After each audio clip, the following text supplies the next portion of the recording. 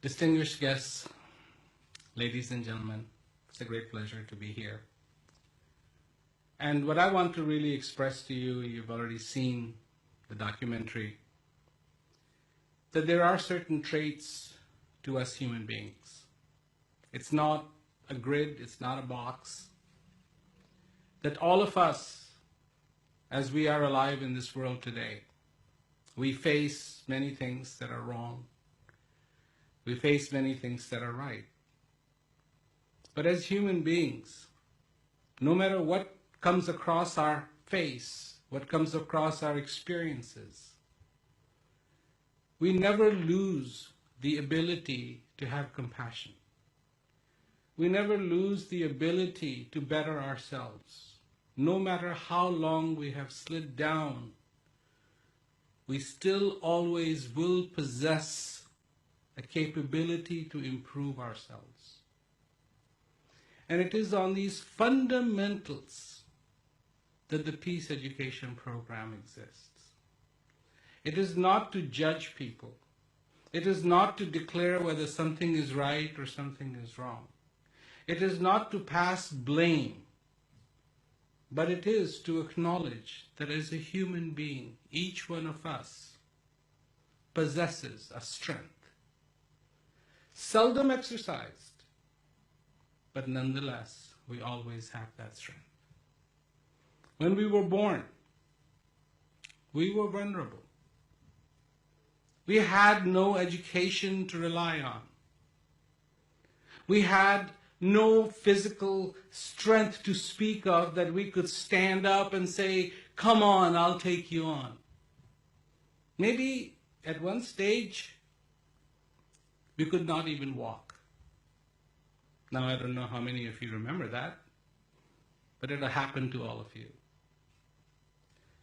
But in that state, you had something.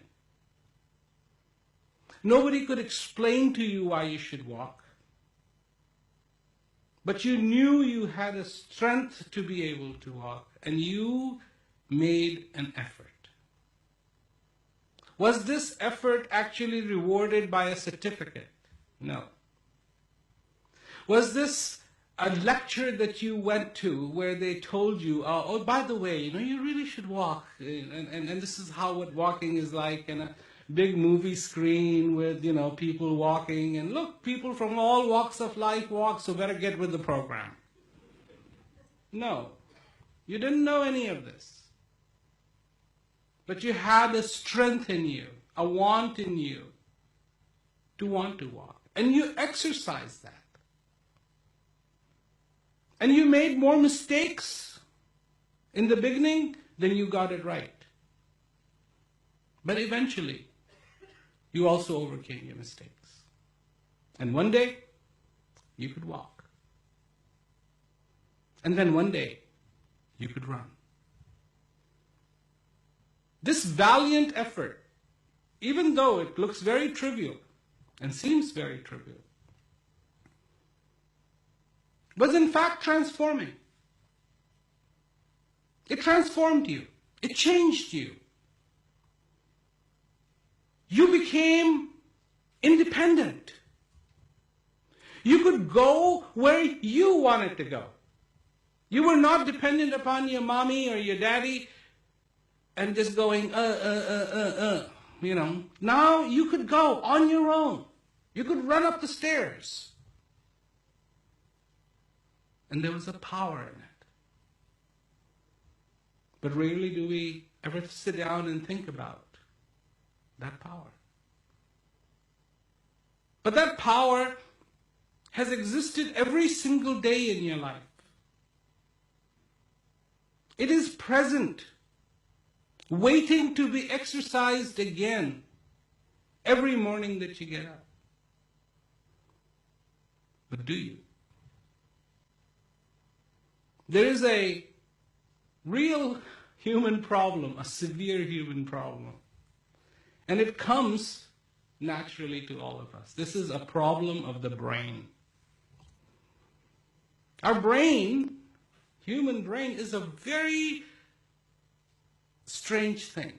Incredible, but strange. And one of the things this brain likes to do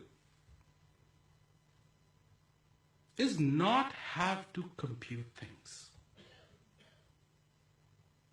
It's like that.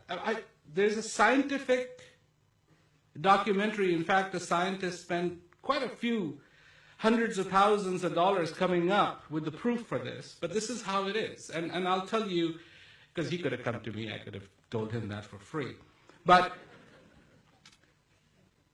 And this is how it works. You live in your house. Your house has a smell. You don't notice it. You're used to it. Your house also has a lot of noise, but you don't hear it. You get used to it. Then one day the electricity goes off, and you realize, my goodness, it's quiet. This getting used to is the brain's way of coping with the situation. So another example would be when people come to California from India, and California has nice warm weather, and they're wearing a sweater because they're coming from almost 180-degree weather, or 45 degrees or 70 degrees seems like, and they come to California and it's cold for them. And then there are people who come from cold places and it's so warm. Because this is how we adapt to getting used to things. Why am I telling you this? Because this is exactly what happens in our societies.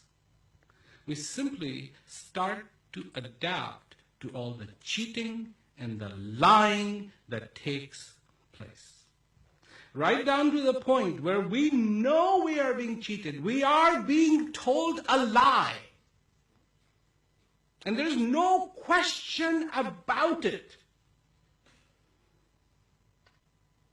But we simply accept it. Because we are used to it. And when you hear this statement, think outside the box, there's more to it than you realize. There is a box. And that box is where your head is, buried. And you only see the world in that box.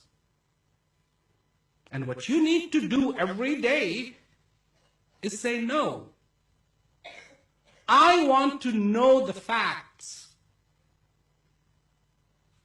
I want to know the facts. I am a human being. In this box, a human being doesn't get too many points. How do I know that? Because that's why we have Superman. We're not really good enough because we have gotten used to our behaviors. And we sometimes only look at the negative behaviors. We don't look at the positive behaviors. In fact, there is a lot of good in this world. In fact, I would say, please congratulate yourself, you're interested in peace. This good, distinguished gentlemen are assembled in this panel. People who deal with inmates every single day, but they have compassion. Compassion. This is what I have seen. That compassion makes a big difference. And if we don't want to let this cycle continue, the cycle of destruction, then the only way is to break it, not get used to it. We have to ask ourselves, yes, we have institutions where we incarcerate people. We keep creating new laws every year, like we were playing a card game. Even though those laws are not serving anything. We don't stop and look at the effectiveness of our actions. I'm a pilot. When I push a button, I expect something to happen. If it doesn't happen, I know I have to pull out a checklist. That's wrong. If I turn something off, it should turn off. If I turn something on, it should turn on. I have to look at the results of my action. Do we do that? Do we ever take a stop and say, is this working? Or simply, the solution, we need a bigger prison. There's only so many people, there's a lot of people on this earth, but there's only so many. Pretty soon everybody's going to be in. And outside is going to be the weird place. Already in California, it costs for every inmate $65,000. That just happens to be a salary in America of a school teacher. So we're not improving. We make a lot of schools, but we never judge the quality of education. I was talking to some kids in India, 150 kids to one classroom. So just imagine what kind of quality of education do they get? None. Eventually they drop out. And even when they graduate and come out of the school, they feel like the same person that they went in. These things are important. Quality of education is important. Quality of life is important. Quality of air is important. Quality of water is important. And the gift of compassion that we can give to each other. Right now, this is not what is happening. Now, please don't sit there and pass a judgment on me saying that's not going to work. I'm just pointing out that's important. How will that happen? Will require every one of us on the face of this earth to say we need to make a difference. That peace will be mankind's finest achievement, not destruction.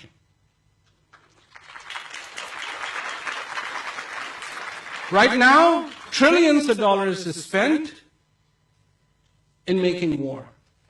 Wars are not free. It costs a lot of money to make war. Consider this, for peace, it costs nothing. You don't have to do anything. Just don't do anything.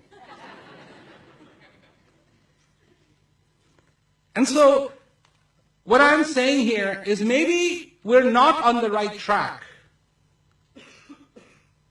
Around the world, we are not on the right track. We are talking about prosperity, but we are talking about prosperity without peace. And then people say, well, we should all study history. Why should we study history if we're not going to pay any attention to it? When you look at it historically, it has proven itself that prosperity without peace rips itself apart, as it is ripping itself apart today. We have more cell phones, we have more universities, we have more money, we have everything. More. What we don't have is peace. And it's not ultimately working. So this is my effort. I want to promote the good. I want the good to be garnered wherever it exists. Not the hate, not the reasons. But I want everyone to start looking for the reason to promote the good. The good even in those institutions where one would be hard-pressed to find anything good. Believe me, good exists. Believe me, good exists. And that is the effort of the Peace Education Program. Why does Peace Education Program work? Well, it works. And that's how I found out about it. It works. And if it works, great. And I hope that all of you make some effort to find the good in you and promote the good in you. So, thank you very much.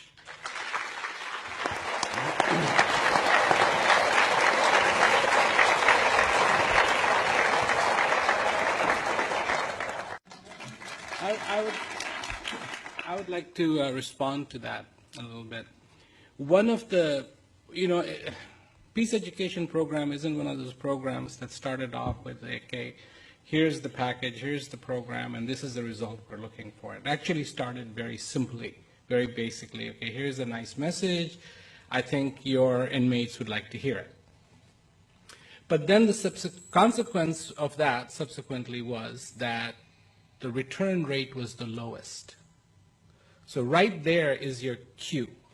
There's something happens where even after they have been released from prison, they continue and they get involved in the community. In fact, I know quite a few of them have become facilitators. And so it keeps them quite busy. There was a gentleman who was incarcerated in the Greek prison in Greece, and he had joined the peace education program, and then his date came up and he was released. After he was released, he actually went to the warden and said, "Can I come back and finish this program?" So there's quite a few stories like that. There was, in fact, another story, and that just happened in the beginning of this year. I did an event in Los Angeles, and there were 2 inmates who had been released, and they flew out from New Orleans to the event that I was doing in Los Angeles. In that event, I gave a story of 2 wolves, and very briefly, there was a Indian chief approached by a little kid in his camp who said, "Chief, I have a question. And my question is, I see some of the people are good some of the times, and the same people who are good some of the times are bad the other times. Why is that?" And the chief looked at the little boy and said, "Because there are 2 wolves inside of you. They're fighting. There's a good wolf and there's a bad wolf." And the boy then asked, "Well, Chief, which wolf wins?" And the chief said, "The one you feed. So if you feed the bad wolf, that will win. If you feed the good wolf, that will win." After hearing that story, both of the inmates flew back to New Orleans, and one of the inmates said, "Take me to the police station." The guy was like, "Why do you want to go to the police station?" He said, "Just take me to the police station." He takes him to the police station. He walks up to the sergeant on the counter and says, "I have done this and this and this, and that could possibly be the breach of my parole." The sergeant looked at him and he said, "What are you talking about? Why are you here? Don't you know? You want to go back to prison?" He goes, "No, I don't, but I need to tell you this." The sergeant said, "Okay, I heard it. Go home." Then somebody asked the gentleman, he said, "Why did you do that? Even at the cost of the possibility that you could end up back in prison." He said, "I didn't want to feed the bad wolf anymore." Well, actually, very interestingly enough, there is a program that has been started, peace education program for abused women, and it's in South Africa. So we're clearly seeing, and I'm waiting for the results of it, and they were there in Soweto when I did the event. And I'm waiting for the feedback of how positively and what changes we would need to make to that program. One of the things I've been talking about is a redefinition of the word forgive, which is very, very interesting, because sometimes in our society when we say, okay, you should forgive, that simply means to accept the mediocrity of the other person, the mistakes of the other person. But I tell people, no, what happened to you is wrong. It will always be wrong. But whoever did that to you is still victimizing you. Now, forgiveness is not about accepting that other person's mistakes or his whatever it was, but it is giving yourself a license to move on. And that's what forgiveness means. And in fact, I mentioned that on the radio, and the response of that was very positive, and people really liked that. In fact, all of South Africa is kind of struggling with this whole forgiveness thing. But it is not about accepting the mistake. What happened was wrong, will always be wrong. And it is not saying, okay, I patch it up, but it is actually to decide to move on and not be victimized by it any further. Now, I actually I'd just like to just very briefly say something, and that is that I actually once asked an inmate, if you think that the peace education program works, and I was told, yes, it does. And then the second question I had was, why do you think it works? What do you like about it? And he said there are no hooks. It's a standalone, simple, it is what it is. Because I guess you get very savvy to hooks when you are in prison. It's like they're being exposed to other programs where they're saying, no, it's this, but then there's another hook somewhere. And I make every single effort to make sure there are absolutely no hooks. Here it is. And when somebody can take a program and like the program so much, and this is one of the frequent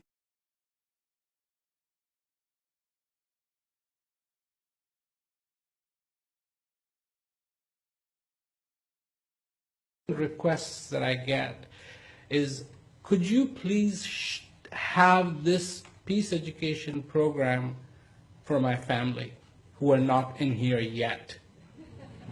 I want them to get involved with it so they don't end up and follow in my footsteps.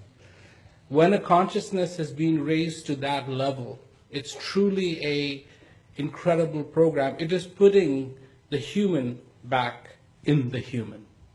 And that's what this really tries to do. And from there on, inner peace is always inside of you.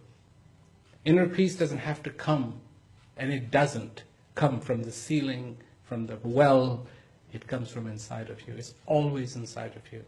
The question then becomes, then why are we not in touch with it? And why are we not in touch with it? Is because we are in touch with everything else on the outside. We don't even know who we are. So the process begins for first understanding and starting to act with yourself, react with yourself. And then all these social tools start to make sense because you know who you're talking to. It's, when you say something to yourself, you cannot lie to yourself. We become so good at lying. We can lie to anybody. We walk out of our house and we look at the first person and we say, good morning.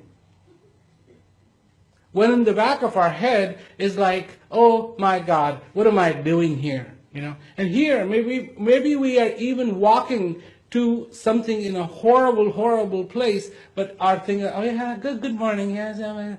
What did we do with our family? Did we tell them good morning? Did we tell them I love you? We don't even know what these things mean to us. And so it is so important to fundamentally get with the program of you, of understanding who you are. And then all these steps start to make sense. But they need to be really, really simple.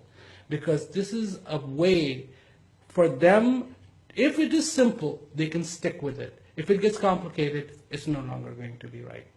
They won't be able to sustain it. Like for anybody else on the outside. And that's exactly what happens. Because it gets too complicated. It gets debates. It gets about everything else. And peace is not about debates. Peace is about a feeling.